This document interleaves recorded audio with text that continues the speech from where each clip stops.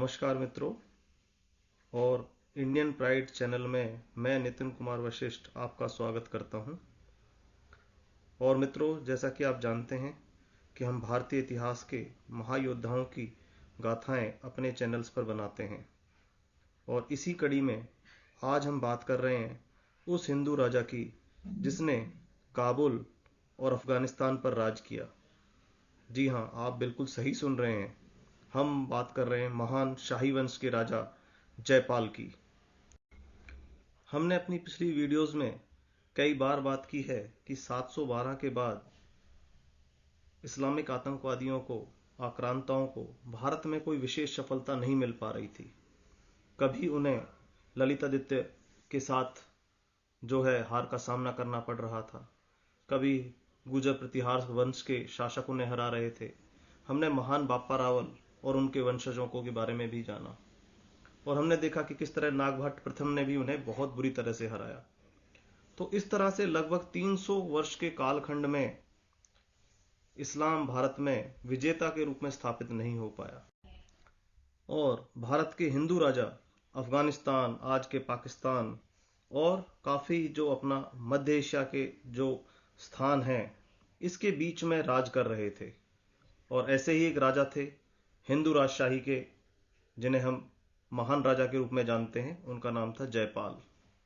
तो आपने जाना कि लगभग 300 वर्षों तक कोई विशेष सफलता नहीं मिल पाई, और जो पहली सफलता 712 के बाद उन्हें मिली, बड़ी सफलता जो उन्हें मिली, वो मोहम्मद गजनवी के रूप में मिली।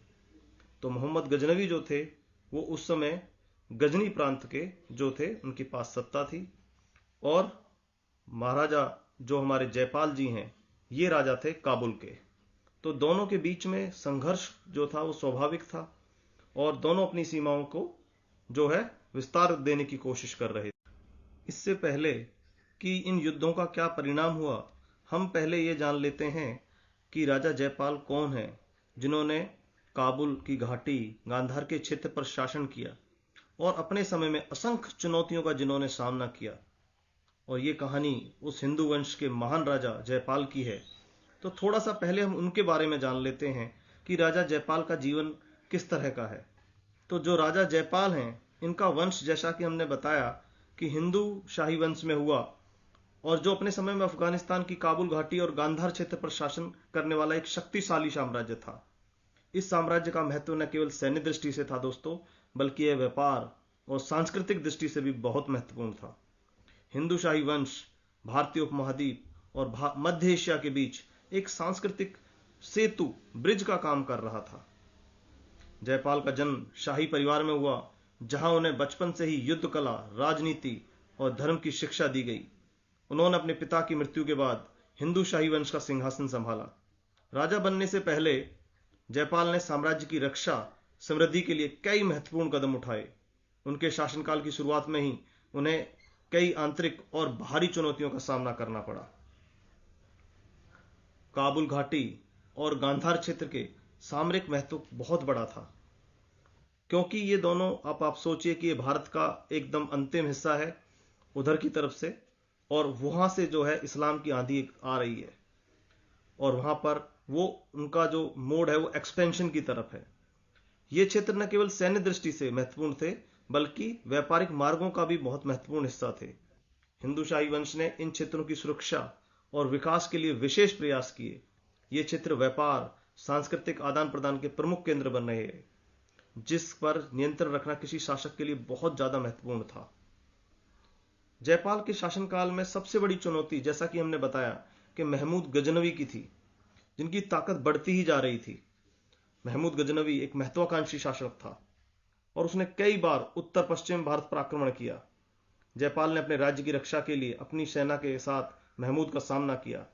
इन शुरुआती संघर्षों में जयपाल ने वीरता और सैन्य कौशल का परिचय दिया, लेकिन महमूद की विशाल सेना और रणनीतिक चालों के सामने उन्हें कड़ी चुनौतियों का सामना करना पड़ा।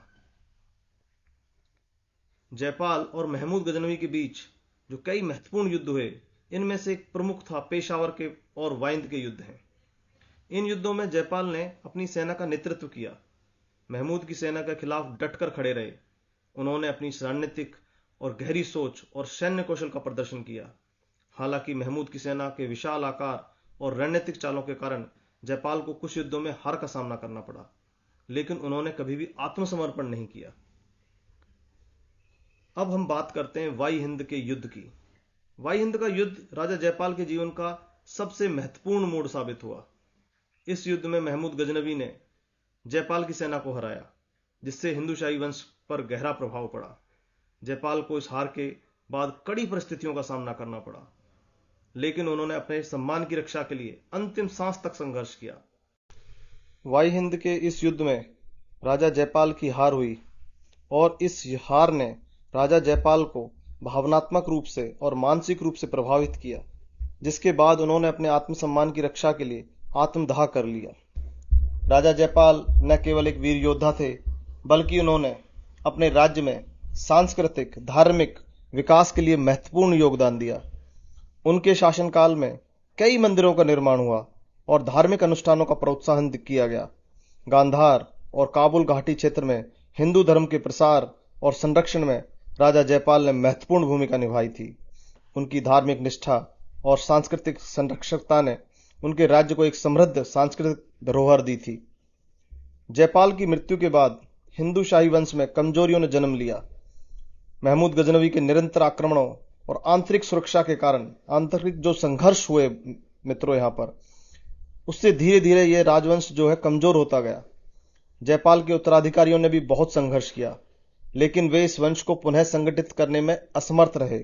हम आने वाली वीडियो में उनके बारे में भी जरूर बताएंगे आपको।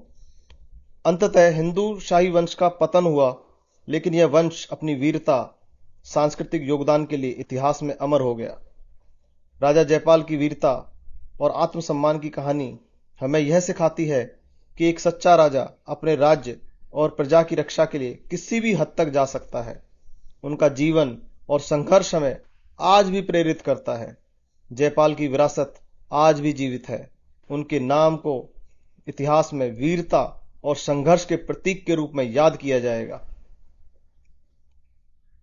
राजा जयपाल की जीवन यात्रा हमें यह सिखाती है कि संघर्ष और वीरता का क्या मूल्य होता है। उनकी कहानी हमें यह भी सिखाती है कि जब एक सच्चा शासक और राजा अपने प्रजा के लिए समर्पित कैसे होता है और वह इतिहास में कैसे अमर हो जाता है। हम राजा जयपाल के इस अद्वितीय बलिदान और वीरता को याद करें और उनसे प्रेरणा लें।